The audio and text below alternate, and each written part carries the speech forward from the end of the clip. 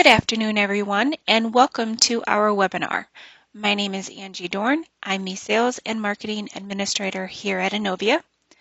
Joining us for the presentation today is our Senior Application Consultant, Mitzi Ridley. She is going to be presenting on maximizing flexibility with Business Central, understanding different types of orders. As a reminder, we are recording this webinar, and everyone will get a copy of the recording later this week. You can review it again and share it with any of your colleagues, and we will post it on our website and on YouTube. And we do encourage you to ask questions during our presentation, so please feel free to type them in the questions box, and we will answer them as we go along and at the end of our session. So now I'm going to turn it over to Mitzi to kick off our presentation. All right, thank you, Angie. So today we're going to talk about just maximizing, the different type of orders, your flexibility in the system, and different ways you can work within Business Central out of the core suite of modules here. As Angie said, my name is Mitzi Ridley. I'm a senior application consultant here at Innovia. I've been in the industry for about 7 or 8 years. I kind of lost track. I've been with Innovia coming up on 5 years, and my focus is mainly on operations, but I do dabble a little in finance, but not very much. I let my counterparts who are experts in that to touch that more than I do. All right. So our agenda today is kind of working through just the general sales and purchase orders, drop ships, special orders, blanket orders, kind of dealing with recurring sales and purchase lines and recurring sales invoices. All right. So what I want to do, and I'm going to mostly be within Business Central, but this is kind of our core slides as we go through. And I'm going to probably focus more on sales, but as we all know that purchase and sales are pretty much mirrors of each other. So what I'm doing in the sales side, most of it can be done on the purchase side. Pretty much that recurring sales invoice. I don't believe there's a purchase invoice or functionality like that. But again, we're actually billing a client in that instance. So let's kind of jump on in. So sales and purchase orders. So typically sales and purchase orders are used for like an immediate transaction.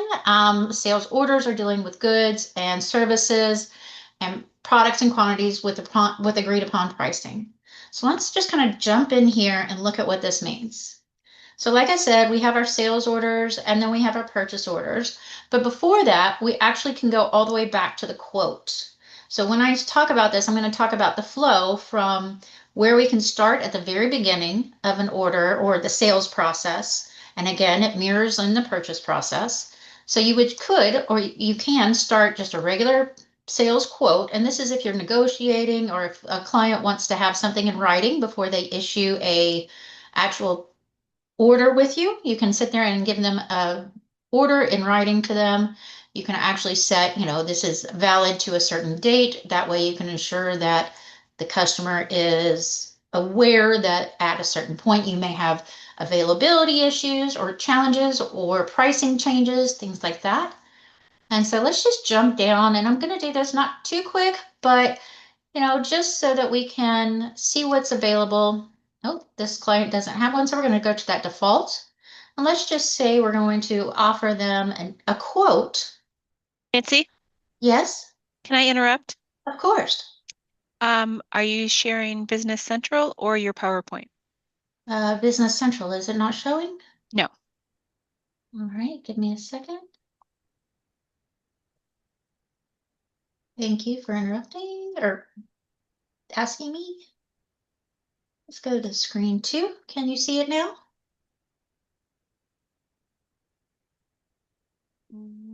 Something's coming through. Just one moment. Yes, now I see Business Central. Perfect. Thank you so much for that. Mhm. All right, so just to kind of go back to what I was talking about, we're going through the sales process, but again, as we all know, purchase process kind of mirrors the same. So let's jump into that sales quote we were in right here. I just created one. And I'm not putting anything major in here. This is where I was referring to the dates that you could do a valid up to date. And so we're just going to jump down here and enter a quantity Say we want to offer them a quantity of 100 at the standard price of $1,000.80 just for this desk. You can then turn around and um, print this. You can email it, send by email, all of this different information if you wanted to from the system. And then if the client gives you a document, or once they confirm the order, you could attach it here, but then all you have to do is come in and make the order.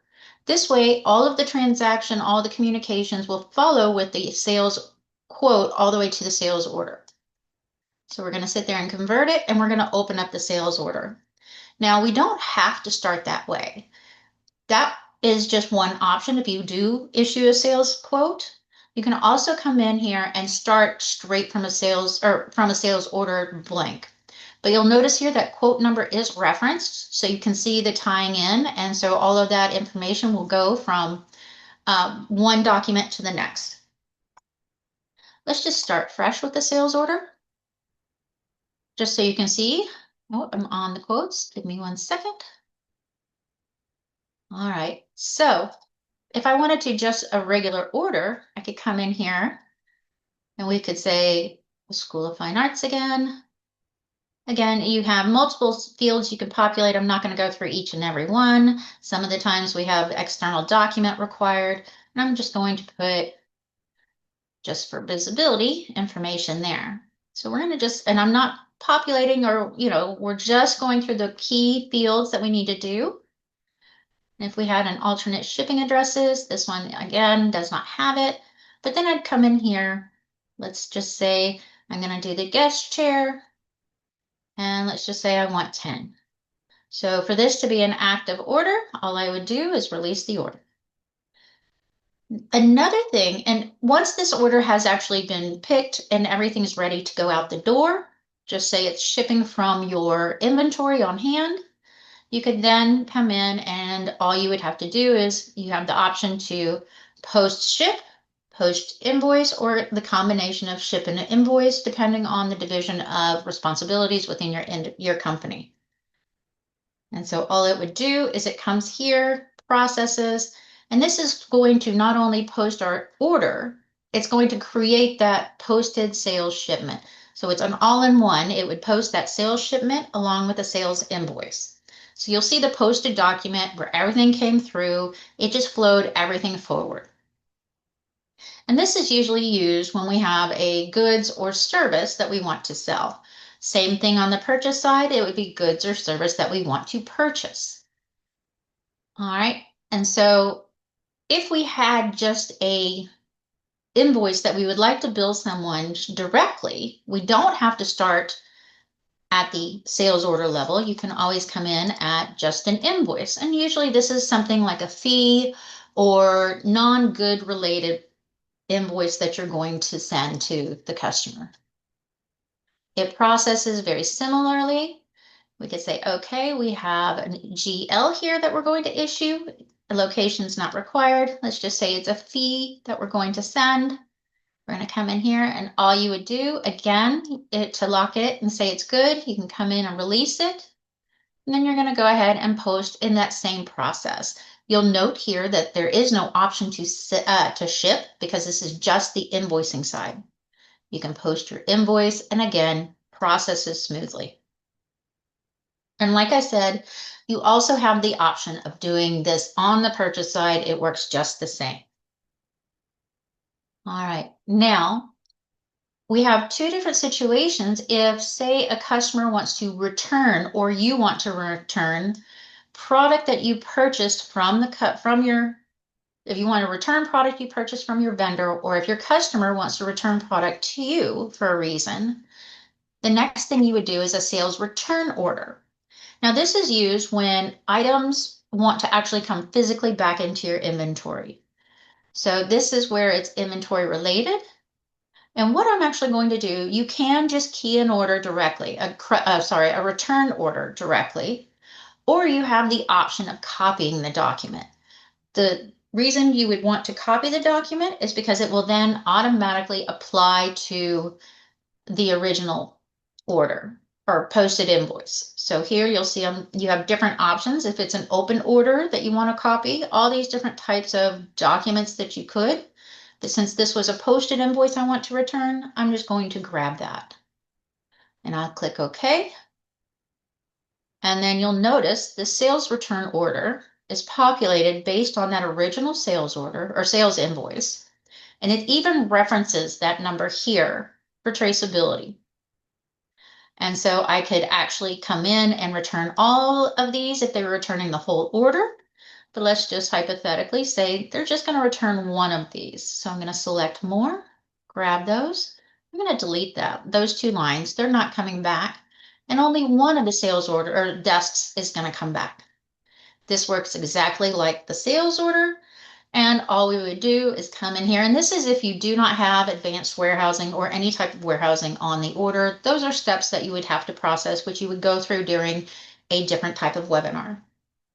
So what we would do is come in here and we would post. If you needed to, obviously, I'm going to come back and show you have an option to print, but we're going to just post this. You would receive it, an invoice. You'll notice the different steps are the same. You have that, it's just like our ship, but this is on the coming back in. You can receive invoice or receive an invoice. And one thing you might require is on the vendor side, it will require you to have a vendor credit memo approval, or I apologize, I can't recall what the verbiage is. But you'll notice here, and as I was doing that, I'm going to show you, we created a return order, but you'll also notice the credit memo also processed because it's a two-step process. We're going to bring the product into the inventory, and then we're actually going to issue the financial credit against it. So you'll see how this credit memo actually was entered or created because we created that purchase return order. Those always go hand in hand. So what if we weren't getting the product back or we're not sending the product back to the vendor, but we want to get that financial process into the system? So again, if it was on the purchase side, you would do a purchase credit memo. You'll notice, again, I'm going to repeat myself. You can have purchase credit memos, return orders, all of the same things we're going to do on the sales side. And we're not going to a sales order. We're going to go to a sales credit memo. And this is used when we do not have product involved. So again, let's issue to, we're going to just keep up with this one customer and say I'm not going to bring inventory back, but I want to get a charge back. So let's just say, and don't pay attention to the GLs I'm going to use.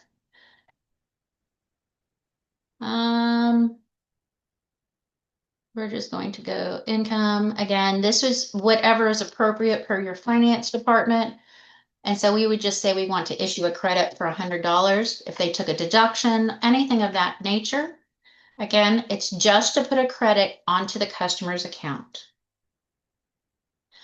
And so what we're going to do is come in here. And again, this goes through the posting process. And let's open this up. And you'll see this one is hitting a GL because I did not bring product back. This one, I went the wrong direction. And let's go back to our posted credit memos. You'll see the two that we've issued. This is the one that we just did to the GL. And then we have the next one is the one where we brought product back. And you'll see how the one unit here, even though we only issued a credit return sales return order, it automatically issued that credit memo. So these are just the simple ways to process just your general orders. And so it's sales and purchase quotes, orders, invoices, and return orders, and then credit memos. All right. Any questions before I move on? All right. So our next slide. These are different situations that combine both purchase and sales, and that happens in the drop ship or a special order. And special order, I'm going to kind of veer off a little bit in a second, but our drop ship is when you buy goods from a vendor and you ship it directly to the customer. that eliminates having to have any extra handling, any type of moving through your facility. It speeds up delivery time, and it's sometimes used even for items that you don't normally keep in stock. So let's just kind of process. Well, before I jump to the drop ship, a special order is very similar to the drop ship. However, it will come into your facility. It is either purchased from a vendor or it could be produced in your system if you do manufacturing. So this allows for the product to come in, but it is reserved to that that sales order as it's marked special order. So I'm going to process both of these for you just so you can get an idea of how this process works. Let's hop back over to our Business Central. So our sales orders, we're just going to start a new one.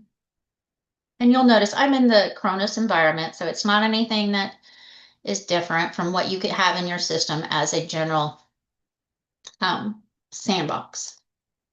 So we'll see here, I always put, well, let's say we want to drop ship something from my vendor, and we're just going to grab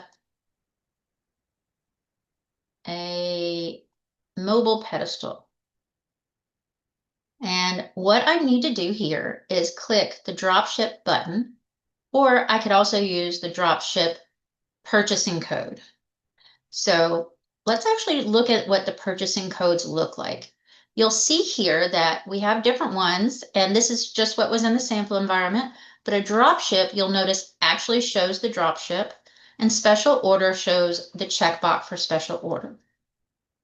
And if you are in your sales orders from Core B or just out of the box Business Central, you'll probably need to personalize your order to show both the drop ship and special order fields. All right, so I'm going to order 10 of these. And what I want to do is connect my sales order to my purchase order. So I'm going to grab my customer, actually grab my sales order number, just because I want to make sure I have the right one. And then I am going to go to my purchasing and start a new order. And we're going to grab our vendor that we would purchase this from, and we're just going to say worldwide importers. Just a vendor invoice number so we don't have a hiccup when we actually go to receive. And so you'll notice here in the shipping and payment, I need to find my customer that I'm sending this to. And so we're going to find RailCloud. And then I'm going to go up to related in the header, order, so actions, functions, and dropship. And we're going to get those sales order lines. So what this is going to do, it's going to filter by that sale to customer that I have on my sales order. And this is the only order that I have available. And I'm going to hit OK. What that's going to do is it's going to bring in those sales lines that I have for this order. All right, you'll notice we still have our quantity to receive and quantity to invoice on our purchase order. So we're going to release this, and I hope I have the right sales order. So let's get a confirmation from our customer, and they say, and this is not real time, of course, but say they have confirmed to us between the customer and the vendor that they have received their 10 units of the mobile pedestal. So we're going to come in here, and you'll notice that we have quantity to ship, and that is quantity to invoice. Now I haven't yet processed the purchase order because when I do the post ship and invoice on the sales order, it is actually going to automatically post that purchase receipt. So I'm going to come in here, and since the customer said they've received it, they've sent us proof that they've received the inventory, and we're ready to ship it and invoice, because even though the vendor shipped it, we still have to ship out of our system. Excuse me. So I'm going to hit that ship and invoice. And I'm not going to bother looking at that, but let's go back to our purchase order. All right, so you notice this is that same purchase order, but now automatically, because I posted that shipment and it's a connected drop shipment, that quantity received is automatically processed. You could actually post the receipt and then invoice, but it makes more sense to post the invoice or the sales before you do the receipt. So all I would do is make sure I have my vendor invoice, have the three-way match or two-way match by the accounting would come in and actually post invoice this only. Not that it would matter if you changed the buttons or not. So that's how a drop shipment worked. So the question is, what's the difference between a drop shipment and a special order? All right, and I'm not going to show the production side. Again, that would be another webinar. But just if we did a special order that is not tied to a purchase order, okay? Very similar to the production order or to the drop ship order. But let's find, again, we're going to do almost the same thing. All right, and we're going to come in here and say, we're going to do those guest chairs again. But I'm going to come over here and mark it as a special order. And you'll note that is going to populate that right there. So 15, and keep in mind, this is going to come into my facility. I'm going to inspect it, but it's then going to still be reserved on this order. That way, no one else can actually ship that inventory to a different customer or consume it. We're going to release the order. And let's jump over to the purchase side. Again, it's going to come into your inventory, but it is a special order. We're just going to pick a vendor. All right. And so we want to grab the sales order. Oh, sorry. One thing I forgot. We got to actually say who it's for, customer address, even though it's going to come into your facility. It's still going to come into Maine. We're going to say special order. We're going to get those sales order. And again, these are now tied to each other. All right. And so we would then release, and it functions just like the other drop ship, but it's going to be reserved on that order then. Actually, let's go back. You could do the same process. I'm sorry, I'm bouncing around. So let's say, let's go ahead and post receive this. And that was the 15 chairs we just purchased. Go back to our sales order. And let's see if it is showing our reservations. If we wanted to, we could always come back and see from here which PO is associated. You could have done that also on your drop ship, and this is going from lines to order, and then the different, you could grab it from there. Let's go to, I'm sorry, it was order to drop ship. So, all right, we have this. You'll notice it's still a special order. So we've received it, and then we would just post ship and invoice just like we did with any other order. So those are different types of sales orders or purchase orders as they tie to each other. It's a little bit of both for the drop ship and the special orders. And we would pretty much use a production order at the same way if we were doing a made to order. If we wanted to like customize it or anything like that, again, that would be a special order, and that connects them so that the inventory cannot be shipped to another customer. And this would avoid overstocking if something's customer specific, and it maintains a clear traceability between sales and production or purchasing. All right. So that was our drop ship and our special order. Any questions before we move on to blanket orders? None have come through. Okay. So a blanket order is a type of a sales or purchase order, but it's to handle long-term agreements. Hold on. Sorry. A long-term agreement, say if you have a vendor, and again, it works on both sides. I'm just focused using the sales module for right now, but it can be used on the purchasing. So let's say we have a vendor out in another country and it takes, say, 40 days or whatever to bring in the product, or it could be local and you just don't want to hold on to that inventory. But they said if you give them an order, they will hold or a contract with you to agree to a certain amount of quantity at a certain price over a certain period of time.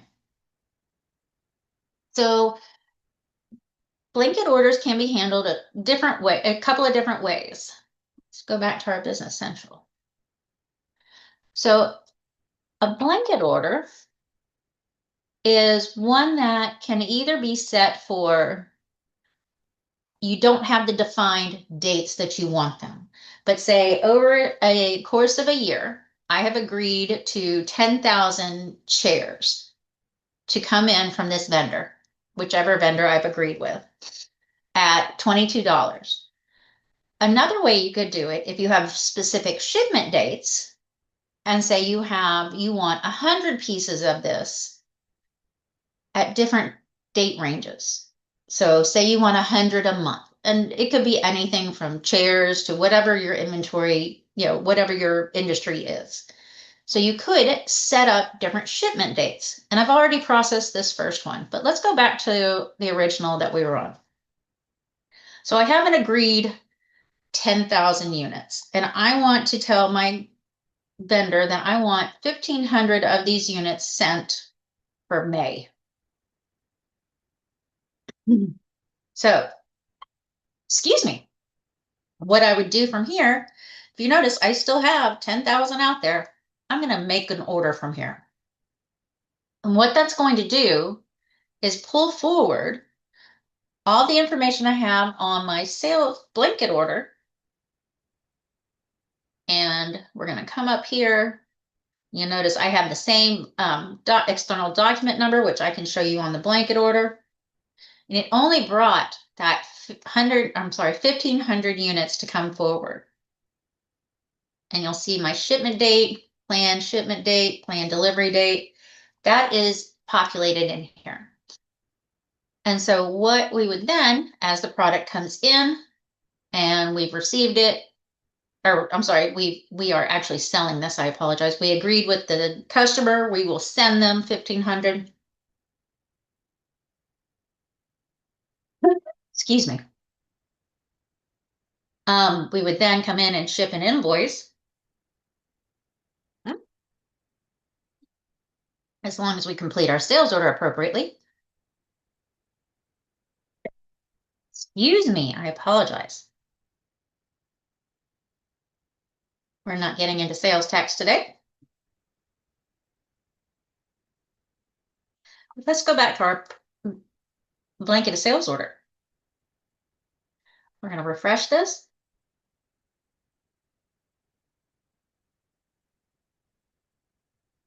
And you'll note that our quantity to ship now on this one order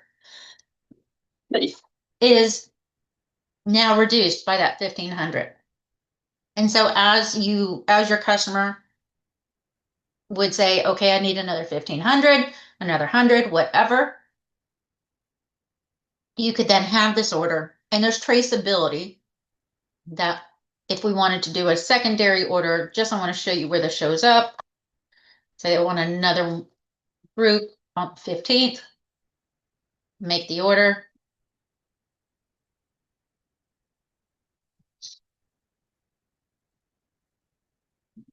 And it created our sales order. Again, you'll see the external document came up. And you should also see blanket order number flows also. And it might be on the lines. But there is that reference that connects them. You might have to personalize to bring that number forward. But this is that contract that will connect the two. So you have traceability and visibility of what you agreed upon and what has actually shown up. And there's a field on here that has it, and I apologize, I don't see it right away. But that's how you can do a blanket order, and it's a great tool to use if you have these long-term agreements with a customer or a vendor that so you have visibility. One key thing to note is if you use a blanket order, it does not get taken into account in your available inventory. So this is a way to have the order visible to your company.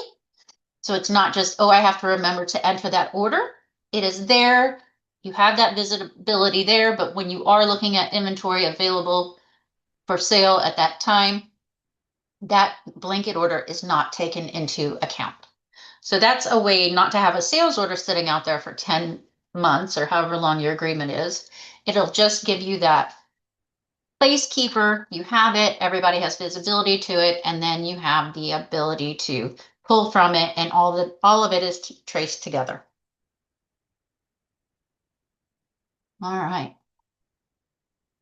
So the next group we're going to talk about, and this information goes into a sales order, or it can actually start at quotes, orders, invoices, and credit memos. So what we're going to do is create a recurring sales lines and then show you how to assign it to a customer. So if you always wanted, to insert lines, so what we have is recurring sales lines. Again, same thing on purchasing. So I've created this one here. Let's look at what is in it. And it's, for this one, this is say, and I'm going to use this with our, actually, let's do a new one. Let's say we always get a customs fee from our broker or from our vendor. And it could be anything as you saw here. It could be an item, GL, resource, even if you wanted to have a recurring comment put in. That's a way to use this. All the different types are the same that you would see on your normal orders. But let's just, for the sake of simplicity, let's just say fees. And then we can have here, and say you always want to charge them or charge a customer $75, specific customers, for a handling fee or a processing fee. So all I'm going to do is come here to my customer, and let's say Alpine.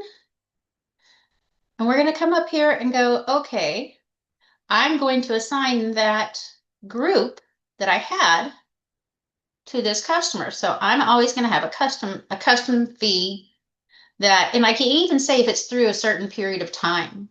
And if I want it to show something different on here, description desired goes there. And the different things you can do here, and I'm going to start at the sales order, is you can manually bring it in, you can automatically, or ask if it should be in at the time of creating an order. I'm going to do manual for this one just to show how this is going to work. Right? So let's go. Okay, we're going to go to Alpine. And then what you can do, and we could say get recurring sales lines. And it says, this is the one I have signed up for. And it is manual, not the way I wanted to automatically enter. But look here, it's gone in. It's always brought in that amount and quantity that I want to have on here. And then I could insert all the other items. If I wanted to do this after I've populated all the items on the order, I could. But that's a way, so it's formal. It's a way to automatically get that standardized information into your order, or remind, if we do an automation, it'll make it always happen. If it all depends on what works best for you. And this is actually on both sales and purchasing side based on the vendor, if you assign it to the vendor. Let's just play around and do one that's going to automate. Let's actually take that one and say, okay, I saw how I can bring it in. Let's make that automated. So on a sales order, I want to automatically bring that in. And so let's go back to a new sales order. We're going to do it just the same way we did. Bring it back up Alpine. And let's look. It went ahead and brought in the processing fee, not one that I had to come and actually manually bring in. So there are different ways to utilize, and there's a lot of flexibility in utilizing the standard or recurring sales lines or purchase lines. So you can expand on that and see what's going to work best for you in your company to try to streamline some of these additional fees, or even if you want to have you could even do it with a standard order. Say you have a customer who orders the same thing every week or every month, or even kind of like a catalog. Say these are their items that they normally order. We're going to put it on there and say they almost always buy these, but every now and then they'll take one off or add something in. It'll help with that data entry of bringing information for a specific client or customer into your system. All right. Before I move on, anything? All right. No questions. So the last one is going to be our recurring sales invoice, and it's going to build onto those recurring sales lines.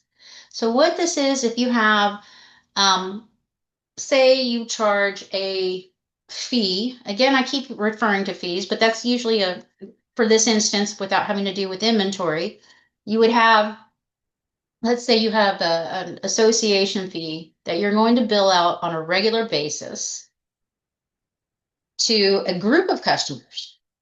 Sales, let's go back to Googling recurring sales lines. And this is the one that I have here that I've set up. And it's just say, it's $500 every time I bill it. And again, this could be different types here, but I'm going to just, again, use a GL. And instead of having to go through manually creating each and every one customer that I have this set on, I can say create recurring sales invoices. So let's say the order date is today, and it is for 11/01/25. I just want to get the invoices out there, give them 15, 20 days to get it created. So I'm going to process this. And you'll see 4 invoices were created. Let's see what those sales, and it probably created one for the one I just messed around with. So let's see what these are. You'll see here association, my 500. Again, it's a way to streamline and kind of automate the processes of what you want to do. So we have, you'll notice the 3 invoices. I set it on 3 different customers. And then this last one is the one that I just created. I did not filter out by that fee or by that code. So I can always come in here and say I only want to process these invoices. I've selected the 3 that I want to process, and I'm going to post batch. What that does, everything that is selected, I'm going to, and I have the options. You'll see the date rate or the range here. And again, I could do select more and have it a different way. And all I would do, and I did not change my posting date, but they have now all been posted and they're in your posted sales invoices. You'll see those 500 are right here. All right. So that was our recurring sales invoices. We've covered blanket orders. So these are just our sales and our purchase side. There happen to be other types of orders that we're not going to cover here, and I'm going to explain why, because they're more on a manufacturing or warehousing requirement. So assembly orders and transfer orders both come in the Business Central Essentials license. And so assembly orders are when you're actually putting things together, but you're not true heavy duty manufacturing where you want to have routings and um, work centers or doing all of that. Previous versions of Business Central or Navision, it was called kitting. And then a transfer order is where you have product leaving from one location to another location. It does involve shipping and receiving, whether you actually physically use the advanced warehouse or just the all-in-one process. And so that's just, there is a financial implication. You are moving it from one location to the other. And then also for the Business Central Premium, there's production orders and then there are service orders. So those I didn't cover in today's session because this is just strictly the sales and purchasing side and all the different types of orders we could process. So any questions? I know this was a quick, short review of everything that you can do on the core essentials BC on the sales and purchasing. And I hope this was informative. And if you don't have any questions, I'm going to turn this back over to Angie. Thank you, Mitzi. I just want to thank everyone for attending the webinar today. Visit our resource page on our website at inovia.com/resources to quickly access all of our Business Central content and events taking place. If you have more questions, contact your customer success manager or email us at info@inovia.com. Thank you again, everyone, and we look forward to seeing you on another Inovia webinar. Take care.